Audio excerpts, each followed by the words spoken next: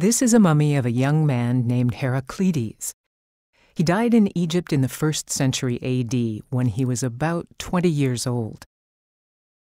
Mummification was developed by the ancient Egyptians to preserve the body for the afterlife. Typically, all internal organs were removed before mummification, with the exception of the heart. But in this case, the heart was removed and the lungs were left intact.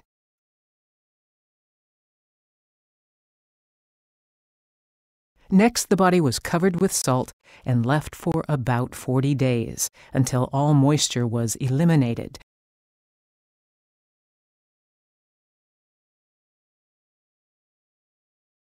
Perfumed oils and plant resins were rubbed on the body.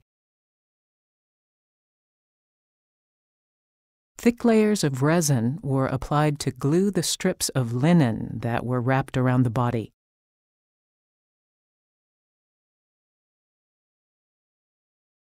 The mummy was placed on a wooden board, and more wrappings bound them together.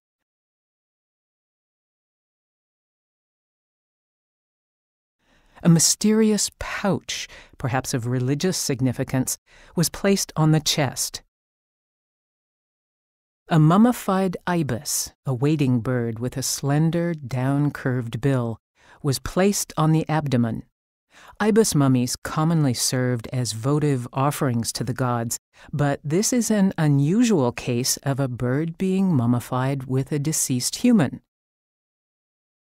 Long linen strips further secured the wrappings.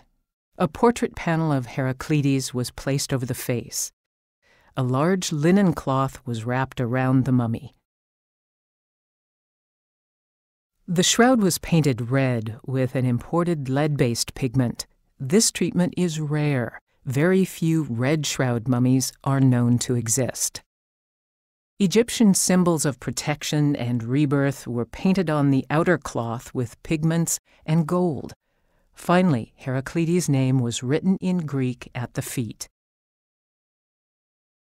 Thanks to this remarkable mummification process, Heraclides' body is with us today.